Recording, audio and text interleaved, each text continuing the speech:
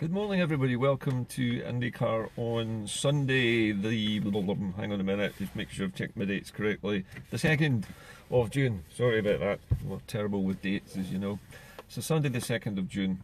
Three items in the news today. One of them, Donald Trump. The second one, Nicola Sturgeon. And the third one, New Zealand's Prime Minister Jacina Aderne.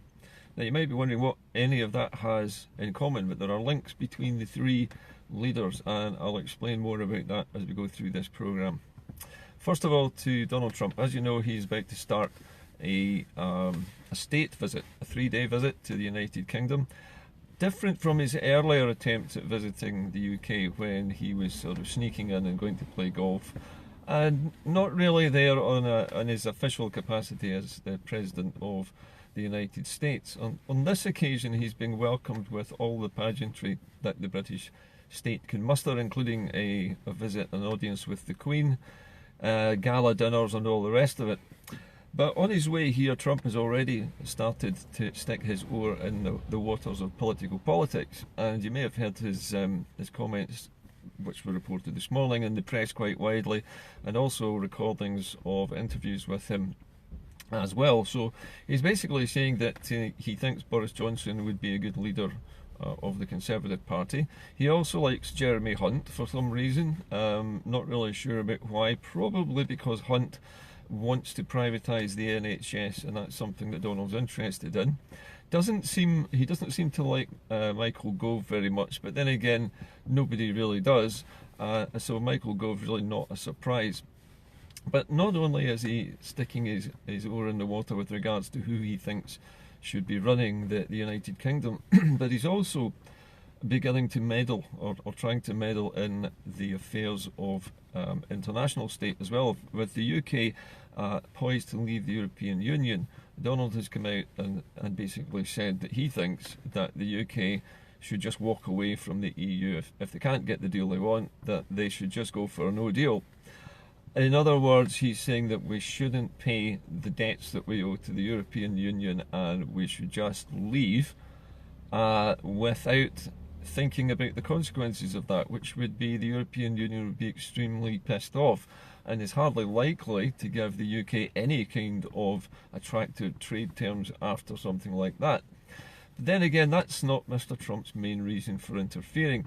Mr. Trump's main reason for interfering is to weaken the United Kingdom's position, and to cut out the European Union, who he dislikes intensely. And although the United States as a country has cordial agreements and relations with the European Union, since we are allies, and since the United States and NATO countries have been guarding Europe from invasion since World War II, Trump is a bit of a meddler, and he's causing all kinds of trouble for everybody, not just here in the UK, but in the European Union as well.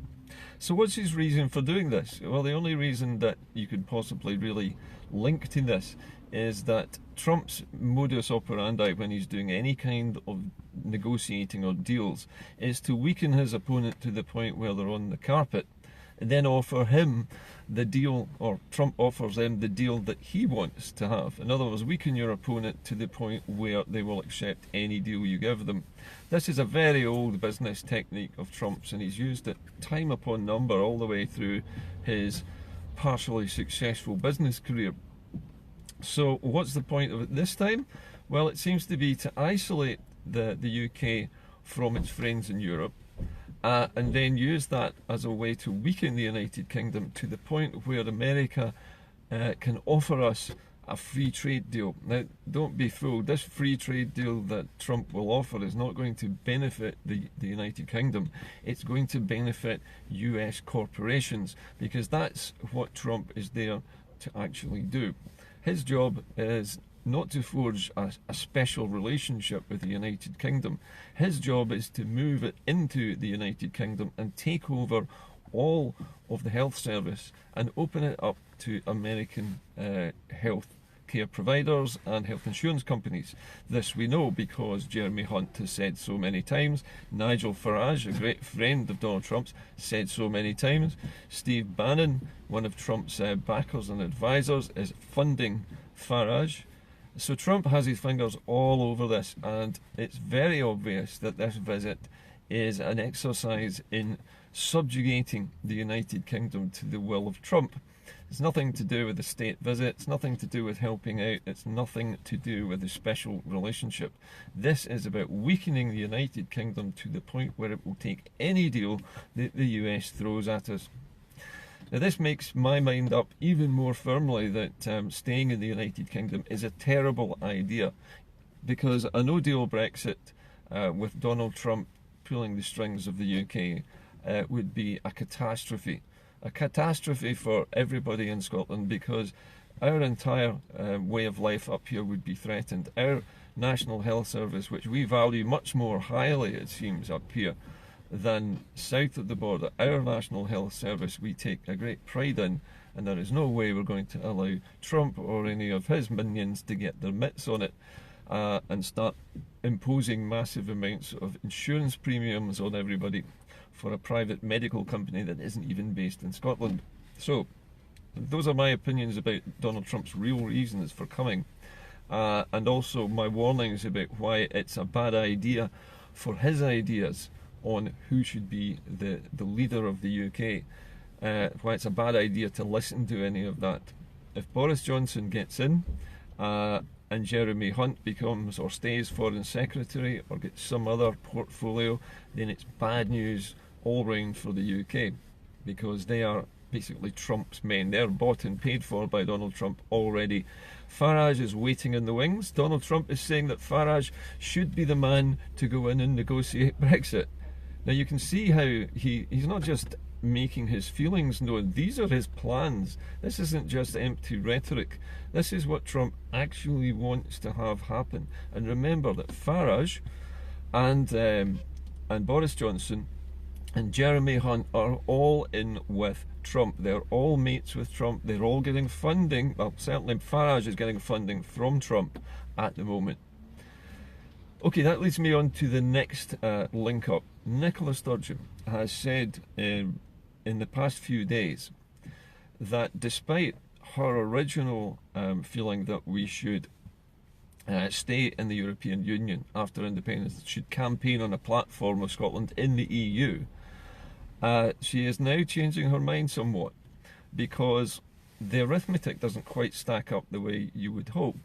If, as she originally planned, the campaign for Scottish independence is predicated on the idea of remaining in the EU as we are at the moment, in perpetuity, then that loses some of our support.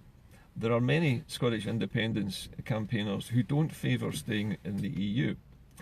And I have said 2 or 3 times in the past few months, in fact past few years of doing this show, that my feeling is that if the United Kingdom has a hard Brexit with no deal, then the best thing for Scotland to do is to campaign on the basis of independence with an aim at negotiating a new trade deal with the European Union, not becoming a full member, but becoming part of the European Free Trade Area, which includes about 6 smaller countries as a group who trade into and out of the EU, but without being members. Now, the reason I would suggest that, or the reason I have suggested that in the past, is so that if England has had a hard Brexit and is outside of the EU, then to maintain an open border with England, we also would need to be outside of membership of the EU, so that we could have some kind of more porous border. Now, yes, with a free trade area membership, you do have to have freedom of movement within your own country. But as far as England and Scotland are concerned, if we're both outside of the EU, we can come to some agreement over the porosity of our own borders, and cross-border trade should be relatively easy for us. So that was my original idea on that. Now, it now seems that the SNP has been listening to people like myself and others who've been warning about this risk that going all out for EU membership as a part of the independence campaign might be detrimental. Not hugely, but will certainly lower the numbers. And now I see in print today for the first time an acknowledgement from the leadership of the SNP government that they see independence support if we don't say that we're going to stay in Europe, if we leave that open, of 55% as a starting point, that would mean we'd start the campaign 5 points to the good if we don't link it up to Europe as a given. So in other words, we say it's just about independence. We will deal with the issue of trading with Europe afterwards. And I think it's very important to say that to everybody, that there will have to be a second referendum in Scotland to discuss all the possibilities for trade that we might use that will give us the greatest leverage and advantage both in and out of Europe, but also with our near neighbours in England, who we will still trade with. So there are a lot more complicated things to think about, and we have to think about what happens after independence and after Brexit, because the new political landscape will have new borders and there will be new arrangements with countries, and it is going to be a lot more complicated than it seems at the moment. So that was the second piece of news, and I'm actually quite glad to see that the SNP has now acknowledged that, but also I'm interested to see how the polling numbers give us this 55% starting point for independence. Now that's never happened before. We have never started a campaign in front of Better Together. But if we lose this promise to stay in the EU, it appears that the numbers will give us 55% for yes to begin with, before we even start fighting the campaign. So in other words, if we leave Europe at the moment as an issue to be dealt with after independence, then we appear to have the advantage, a 5% lead to begin with. Now that would be terrific, but it's still our referendum to lose. You know, starting from the position of strength like that, you need to build it more, and the emphasis is then going to be on us to make sure that that 55% becomes 60 or 65%, so we can put this whole thing well beyond doubt. Okay, now, not directly connected to both of these things, but indirectly connected, is a piece of news today from New Zealand. Another thing which my green campaigning brain has been actively engaged in for a while is saying to people that economic growth for Scotland has got to stop being the primary driver in our economics. We need to stop looking at growing our economy and instead keeping our economy stable at the level it's at. Growing economies means that you are using more materials, you are constantly expanding, you need more people to come in, you need to build more houses, you need to take up more space, you need more building materials, more trees need to be cut, more concrete needs to be made, and eventually this growth leads to a massive ramping up of the use of very scarce resources. And it's always struck me that the reason why the global economy has stuttered and stalled now is because most economists recognise now that they can't push growth any further without wrecking the environment of the planet completely. It's already teetering on the brink, as we know. And this week has seen a report from Scottish Natural Heritage, who are warning that Scotland is on the road to ruin if growth continues and if we do not start doing things like planting trees. Now we are beginning to do this. I know that there are campaigns at the moment to save the wetlands and the high peat bogs of Scotland, to plant trees, to dam up drainage ditches, to allow areas to reflood, and to give back to nature the massive 1980s monoculture tree plantations, which have now been clear-felled from the Scottish moors, and to basically rewild that area completely by planting the right kind of trees in the right places. So what has happened in New Zealand is Jacina Aderne, the Prime Minister, has said that in her budget she's no longer going to push for growth anymore in New Zealand. Growth is going to stay flatline.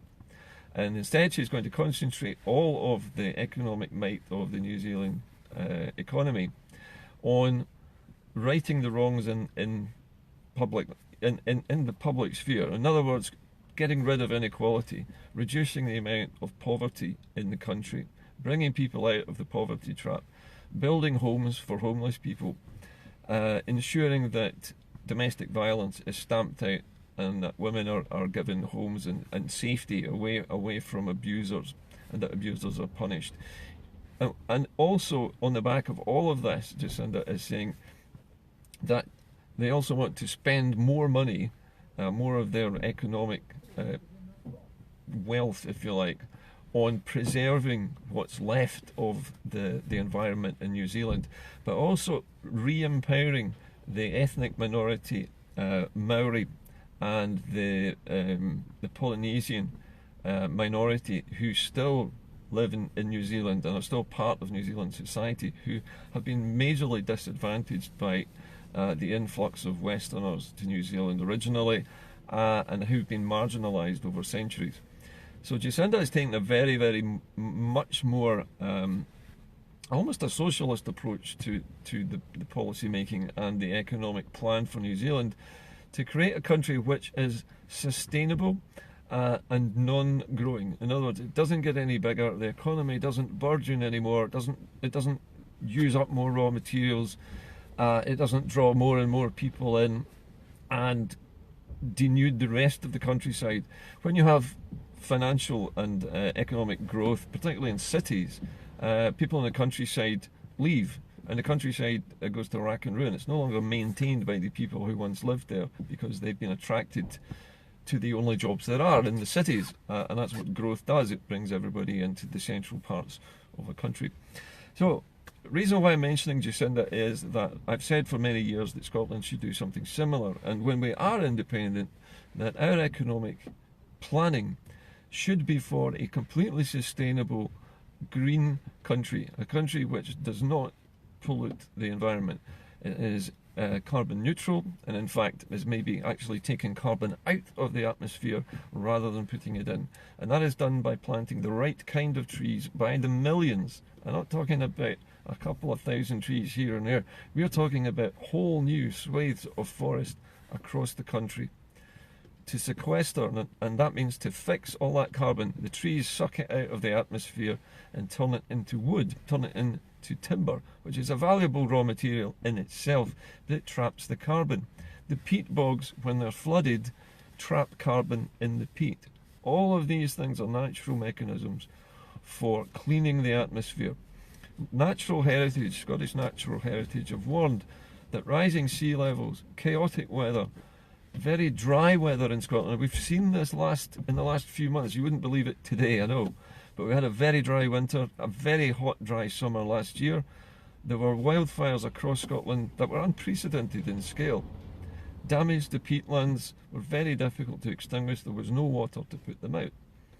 There is a lack of water even in the Highlands at the moment. Loch Lomond has dropped by about a metre. And for the first time ever, I've seen sandbars and a beach forming in Loch Lomond. I've never seen that before.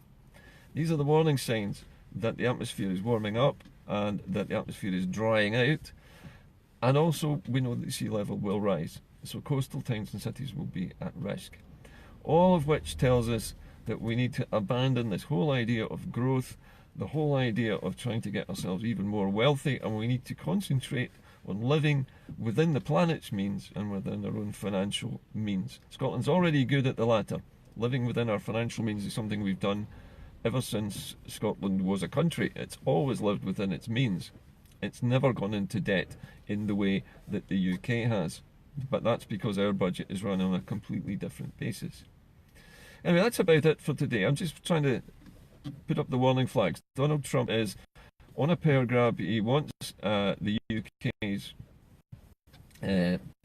health service, basically, among other things. He wants a health service.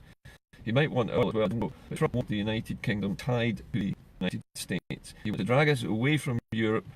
It's a bit like isolating somebody from their family so that you can abuse them and use their bank accounts. It's a way of isolating people from their friends and making sure that they have to do your bidding. This is Trump's MO, and this is what we in Scotland can't accept. We have to leave UK friends. But you mark my words, Trump come in here, and Boris Johnson will probably get elected, and I guess Farage will probably be given some and get compensated, but he doesn't represent Scotland, and we will have 55% people for yes before we start our campaign. If, as Nicola Sturgeon has said in the past few days, that the idea of linking independence directly to European membership has dropped in favour of a more flexible approach to how we trade with Europe. Anyway, those are the news items for today and my analysis of them. As usual, if you've got any comments, try and comment on the thread that you have at the moment, or contact me by email. My email is partickdriver@gmail.com. Unfortunately, my messenger service at the moment is not working properly, so I'm not receiving Facebook Messenger messages just now. But other than that, everything else is working fine. Anyway, I'll see you all again tomorrow. Have a good weekend. Try and stay dry. Remember, we need this water at the moment, hard though it is to believe. So let it rain, and hopefully that will improve the level of Lomond, which, as I say, is the lowest I've ever seen it, and that's in 50 years of going up to that lock.